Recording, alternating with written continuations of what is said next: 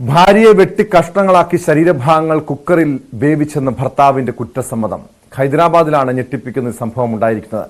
വിമുക്ത ഭടനായ ഗുരുമൂർത്തിയാണ് സ്വന്തം ഭാര്യയെ അതിക്രൂരമായി കൊലപ്പെടുത്തിയതെന്ന് മൊഴി നൽകിയത്. 35-കാരിയായ വെങ്കട്ടമാധവിയെയാണ് ഭർത്താവ് ഗുരുമൂർത്തി ക്രൂരമായി കൊലപ്പെടുത്തി ശരീരഭാഗങ്ങൾ കുക്കറിൽ വേവിച്ചത്. വിശദാംശങ്ങളുമായി ആയിഷത്തുൽ ഷംന ചേരുന്നുണ്ട്. ഷംന, ഇത് എന്നാണ് ഈ സംഭവം, ഈ ക്രൂരമായിട്ടുള്ള ഈ കൊലപാതകം നടന്നത് എന്നാണ്? എങ്ങനെയാണ് ഈ സംഭവം, ഈ കൊലപാതകത്തെക്കുറിച്ചുള്ള വിവരങ്ങൾ പുറത്തു വരുന്നത്?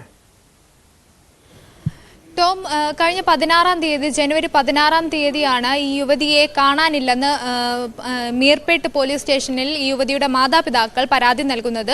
ഈ പരാതി നൽകാൻ പോയ ഘട്ടത്തിൽ ഈ ഭർത്താവ് ഗുരുമൂർത്തി ഒപ്പം ഉണ്ടായിരുന്നു.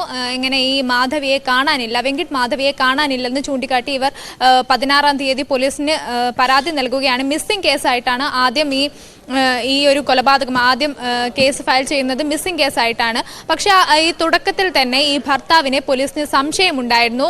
ഈ അന്വേഷണത്തിന്റെ പല ഘട്ടങ്ങളിലും ഈ ഭർത്താവ് പോലീസിന്റെ സംശയമുനയിൽ തന്നെയായിരുന്നു.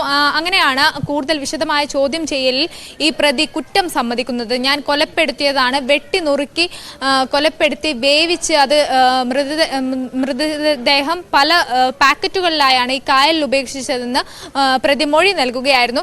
എന്തായാലും ഈ കൃത്യം എന്ന് സംഭവിച്ചു എന്നതടക്കമുള്ള ബാക്കി വിശദാംശങ്ങൾ പുറത്തു വരേണ്ടതുണ്ട്. ഒപ്പം തന്നെ ഈ പ്രതിയുടെ മൊഴി എത്ര കണ്ട് വിശ്വാസത്തിൽ എടുക്കാമെന്നതും വലിയ ചോദ്യമാണ്.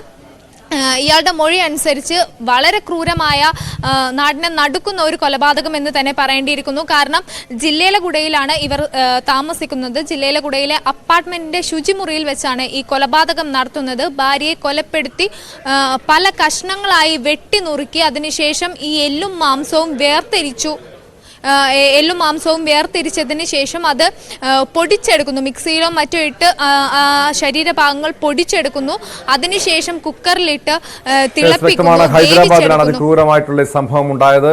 ഭാര്യയെ കൊലപ്പെടുത്തി മൃതദേഹ അവശിഷ്ടങ്ങൾ, ശരീരഭാഗങ്ങൾ കഷ്ണങ്ങളാക്കി കുക്കറിൽ വേവിച്ചെന്നാണ് ഭർത്താവിന്റെ കുറ്റസമ്മതം.